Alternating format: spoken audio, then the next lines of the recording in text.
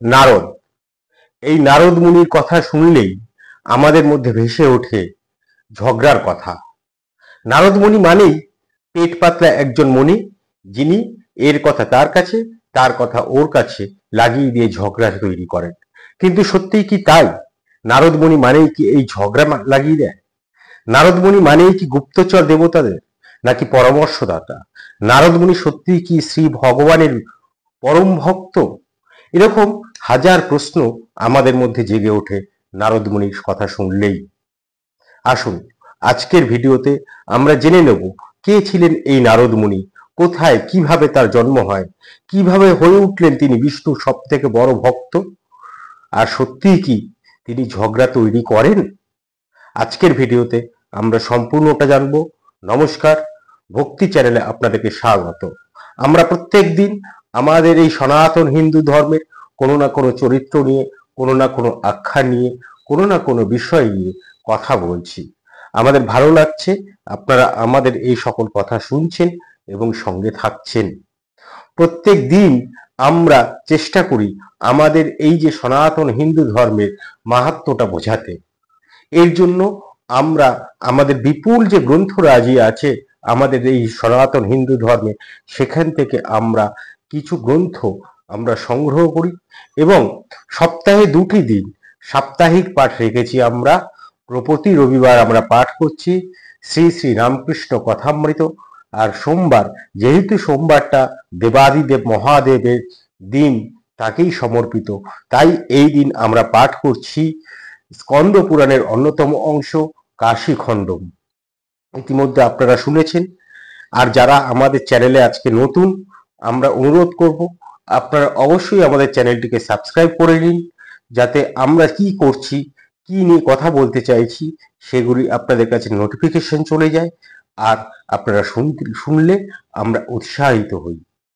আর কেননা আপনাদের উৎসাহই হচ্ছে আমাদের পাথেয়। তাহলে চলুন আজকে আমরা নারদ নিয়ে জানি। সত্যিই কি যাকে আমরা ঝগড়া বলে উপহাস করি, যাকে দেখলেই আমরা ঠোঁটের কোণে একটু হাসি ফুটে ওঠে এবং একটু ব্যঙ্গাত্মক হাসি ফুটে ওঠে, এবং যাকে আমরা সারা দিনে একবারের জন্য গুরুত্ব দিই না, সেই নারদ কতটা গুরুত্বপূর্ণ, সেই নারদ কেন শ্রীবিষ্ণুর ভক্ত হয়ে উঠলেন, কেন নারদ দেবতাদের পরামর্শদাতা হয়ে উঠলেন, এবং নারদ আমাদের কিভাবে উপকার করেছিলেন, সেই সম্পূর্ণটা চলুন আজকের ভিডিওতে আমরা আলোচনা করি। নারদ নারদ কিন্তু আসলে আমরা যদি নারদের জন্ম বৃত্তান্তটা দেখি, তাহলে দেখব জন্মান্তরে এক অবহেলিত অসহায় চরিত্র হচ্ছেন নারদ। তিনি অবহেলিত হয়েছেন, অসহায়ভাবে জীবন কাটিয়েছেন, কিন্তু কখনো পরব্রহ্মের কথা, স্বয়ং বিষ্ণুর কথা কখনো তার মধ্যে বিস্তৃত হয়নি। এটাই হচ্ছে নারদের মহত্ব। এই নারদ ছিলেন ব্রহ্মার মানস পুত্র। ব্রহ্মা এই যে বিপুল সৃষ্টি জীবজগৎ তৈরি করবেন বলে প্রথমে ব্রহ্মা কয়েকজন প্রজা সৃষ্টি করতে কয়েকজন ঋষিকে তিনি সৃষ্টি করলেন। তিনি ভাবলেন যারা এই প্রজা সৃষ্টি করবেন, কাদের তৈরি করলেন তিনি? মরীচি, অত্রি, স্কন্দ এবং প্রভৃতিকে তিনি তৈরি করলেন, এবং পরে সনক, সনন্দ, সনাতন, সনত কুমার, নারদ এবং রুদ্রদেবকে সৃষ্টি করলেন। কিন্তু এরা যে ব্রহ্মার থেকে সৃষ্টি হয়েছেন, যেহেতু তারা এই ব্রহ্মার চর্চাই করতে শুরু করলেন, প্রজা কিন্তু এরা কেউ তৈরি করলেন না। সেই নারদও তাই ব্রহ্মা ভেবেছিলেন বুঝি নারদ এই প্রজা সৃষ্টিতে নিজের জীবন অতিবাহিত করবেন, কিন্তু দেখা গেল নারদও ব্রহ্মারই উপাসনা শুরু করলেন। কারণ ইনি ছিলেন ত্রিকালদর্শী, ত্রিলোকজ্ঞ, বেদজ্ঞ তপস্বী। নার শব্দের অর্থ হচ্ছে জল। সর্বদা তর্পণের জন্য ইনি জল দান করেন বলে এই নারদের নাম হয়েছে নারদ। ভাগবতে আমরা নারদের একটি বৃত্তান্ত পাই। পূর্বজন্মে ইনি ব্রাহ্মণদের এক দাসীর গর্ভে জন্মগ্রহণ করেন। মাতার আদেশে তিনি কি করেন? যোগীদের সেবায় নিজেকে নিয়োজিত রাখেন। একবার এই যোগীদের আজ্ঞাতেই তাদের উচ্ছিষ্ট অন্ন আহার করায় নারদের পাপ মোচন হয়।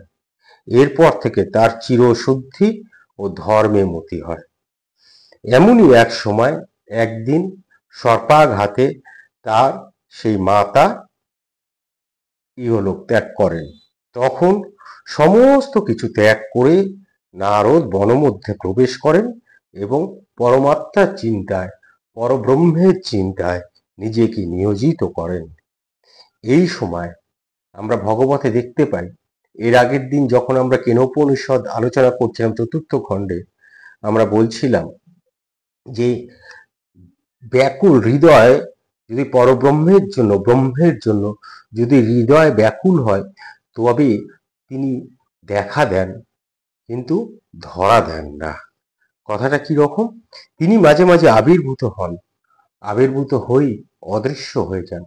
আসলে তিনি দেখেন তার যে ভক্ত, সেই ভক্ত সত্যিই কতটা ব্যাকুল হয়েছে, তিনি পরীক্ষা করেন। কেননা সত্যি পরব্রহ্মকে অত সহজে লাভ করা যায় না। এমনকি নারদের ক্ষেত্রেও এই ঘটনাই ঘটেছিল। আমরা সে ভগবতেই দেখতে পাই, ভগবান তার হৃদয়ে আবির্ভূত হয়ে অদৃশ্য হয়ে যান। এদিকে নারদের ব্যাকুলতা বাড়তে থাকে, কিন্তু নারদের এই ব্যাকুলতাও চূড়ান্ত পর্যায়ে চলে গেলেও ভগবান কিন্তু আর একবারের জন্য আসেননি। কিন্তু তিনি বলেন যে নারদের অনুরাগ বৃদ্ধির জন্যই তিনি একবার মাত্র এসেছিলেন। সাধুদের সেবা করে বুদ্ধি দৃঢ় করলে নারদ ভগবানের পার্শ্বচর হতে পারবেন। তখন নারদ ভগবান চিন্তায় নিজেকে সম্পূর্ণরূপে নিয়োজিত করে সমগ্র পৃথিবী ভ্রমণ করতে লাগলেন। এমন সময় নারদের মৃত্যু হয় এবং তিনি ভগবানের সঙ্গে লীন হয়ে যায়। তারপর কল্পের অবসানে যখন ভগবান বিষ্ণু সমুদ্র জলে শয়ন করেছিলেন, তখন তার নিঃশ্বাস যোগে নারদ তার অন্তরে প্রবেশ করেন। এই যে কল্প অবসানে, কল্প কি, মন্বন্তর কি, এবং কল্পের অবসান কেন হয়, কেন বারবার সৃষ্টি স্থিতি প্রলয় আসে, সেইটি সম্পূর্ণ আমরা আলোচনা করেছি আমাদের এর আগে একটি ভিডিও, যেটি মনুকে নিয়ে করেছিলাম। সেই মনুর যে ভিডিও তাতে আছে। সুতরাং এখন আর এই কল্প অবসানের কথাটা বিস্তারিত বললাম না।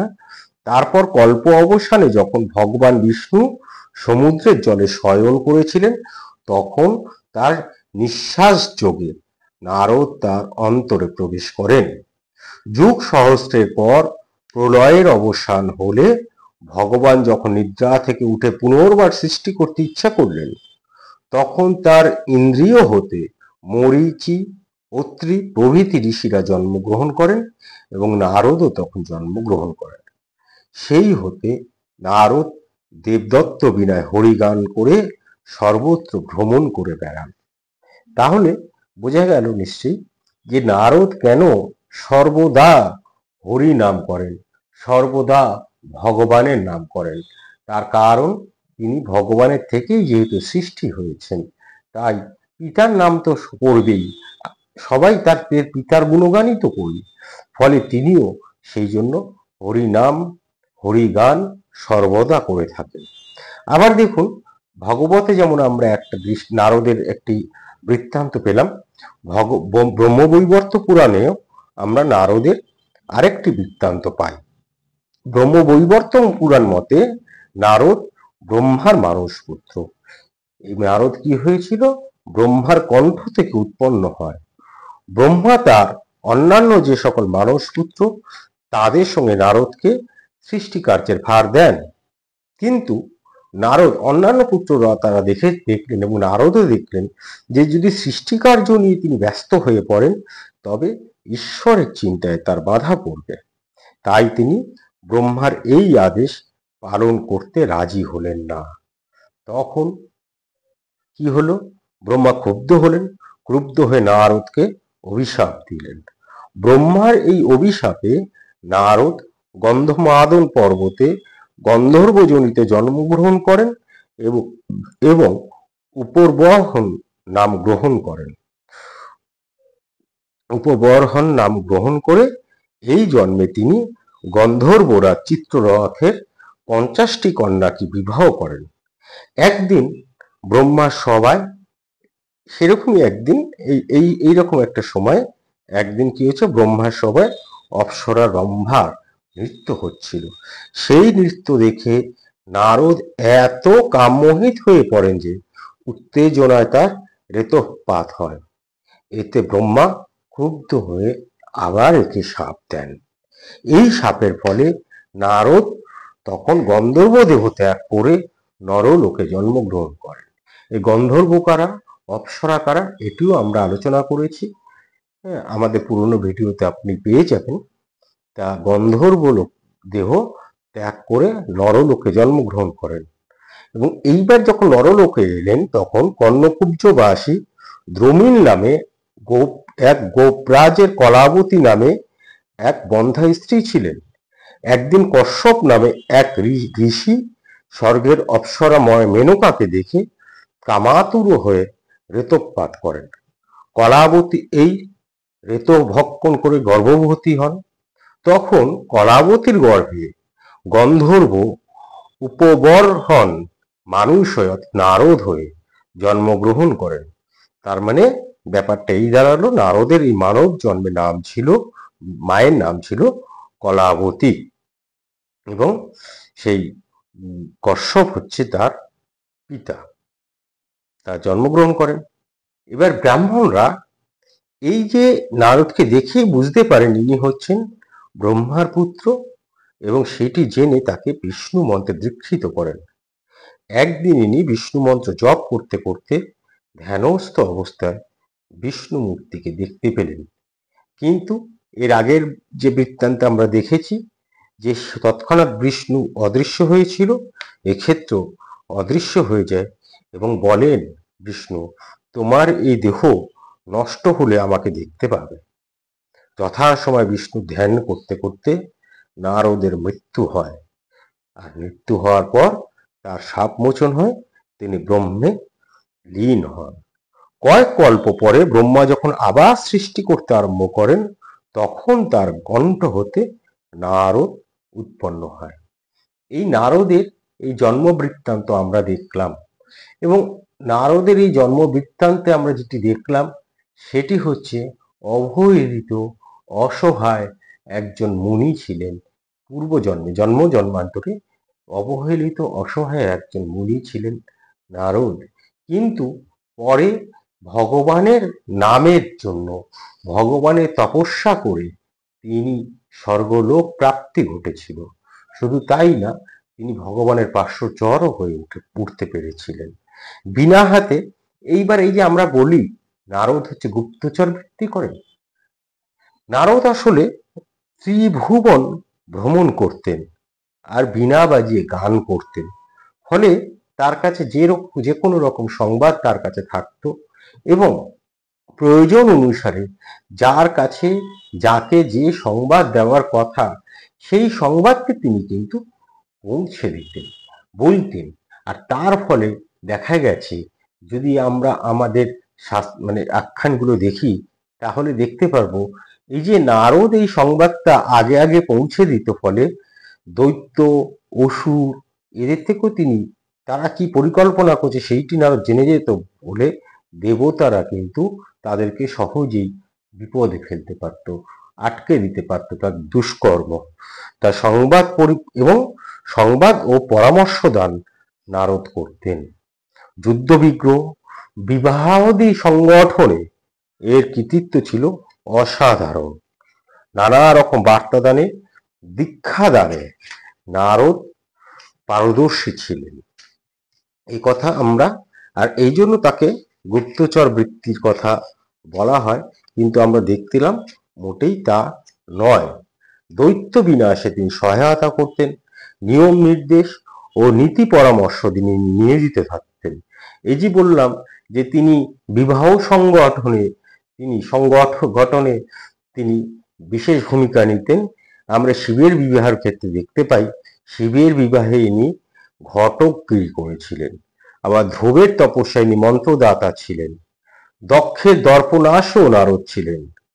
সঙ্গীত অনুরাগের জন্য ইনি ব্রহ্মার কাছে সঙ্গীত শিক্ষা করেন। তারপর বিষ্ণুর নিকট গন্ধর্ব তুম্বরের গীত শ্রবণ করে নিজের সঙ্গীত জ্ঞান অসম্পূর্ণ বোধ করায় বিষ্ণুর আদেশে ইনি লোকেশ্বর নামে এক গন্ধর্বের কাছে সঙ্গীত শিক্ষা অধ্যয়ন করেন। অবশেষে কি হয়, শ্রীকৃষ্ণের অনুরাগে নারদ জ্ঞানযোগ, গীতযোগ, উপদেশামৃত শ্রবণ করে ব্রহ্মানন্দ লাভ করেন। আমরা মহাভারত ও নারদের একটি আখ্যান পাই, সেখানে খুবই ছোট আখ্যান একটি, সেটি হচ্ছে ইনি ব্রহ্মার নিকট সঙ্গীত বিদ্যা শিক্ষা করেন। আর নারদ একজন মন্ত্রদ্রষ্টা ঋষি বলে মহাভারতে বর্ণিত করা হয়েছে। তা মন্ত্রদ্রষ্টা ঋষি কি, সেটি আমরা বেদ যেখানে আলোচনা করেছি সেই বেদের এপিসোডে আমরা বলেছি। আজকে আর আমি বলে সেটা নতুন করে দীর্ঘায়িত করলাম না। তাই এইরকম নারদকে নিয়ে বহু গল্প আমরা পাই, যে বিশেষ গল্পগুলি, যে বিশেষ আখ্যানগুলি, সেগুলো আপনাদেরকে আমি বললাম। তাহলে বুঝতে পারলেন নারদ মানেই ঝগড়া লাগায়, ব্যাপারটা মোটেও সেটা নয়। নারদ মানেই গুপ্তচর বৃত্তি করেন, নারদ মানেই পেট পাতলা, সেটা মোটেই নয়। আসলে নারদ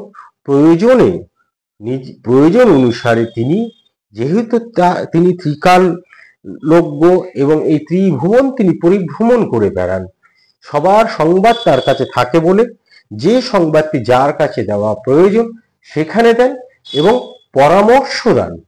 পরামর্শদাতা যিনি, তাকে কিন্তু আমরা পেট পাতলা বলতে পারি না। ফলে নারদকে নিয়ে উপহাস করা কখনোই ঠিক হবে না। আর শেষে বলি, নারদের যে বাহন আমরা ঢেকি দেখতে পাই, এইটি কিন্তু কোনো শাস্ত্রে আমরা এর কোনো উল্লেখ পাইনি। এবার এরকম হতে পারে যে দেখুন, ঢেকি হচ্ছে আমাদের দৈনন্দিন জীবনের অংশ ছিল একটি, তার কারণ ঢেকি না থাকলে আমরা পরিশুদ্ধ অন্ন কি পেতে পারতাম? চাল কি আমরা তৈরি করতে পারতাম? হয়তো পারতাম অন্য কোনো পদ্ধতিতে, কিন্তু ঢেকি, তার মানে ঢেকি হচ্ছে আমাদের অপরিহার্য, অনিবার্য। আর এই অপরিহার্য অনিবার্য জিনিসটাকেই আমরা নারদের সঙ্গে সংযুক্ত করেছিলাম। তার মানে নারদ আমাদের কত আপন, কত প্রিয় বোঝা গেল। আশা করি আমি বোঝাতে পারলাম। আশা করি ভালো লেগেছে আজকের কথা, নারদ মুনির কথা। যদি মনে হয় ভালো লেগেছে, তাহলে আমাদেরকে উৎসাহ দিতে, আমাদেরকে আরো উৎসাহিত করতে অনুগ্রহ করে আমাদের চ্যানেলটা সাবস্ক্রাইব করে রাখুন, যাতে আপনারা যে কোনো নোটিফিকেশন আগে পেয়ে যেতে পারেন। আর যদি মনে হয় তাহলে এককালীন কোনো অনুদান দিতে চান, তাহলে থ্যাঙ্কস গিভিং অপশানে গিয়ে আমাদের এককালীন কোনো অনুদান পাঠাতে পারেন।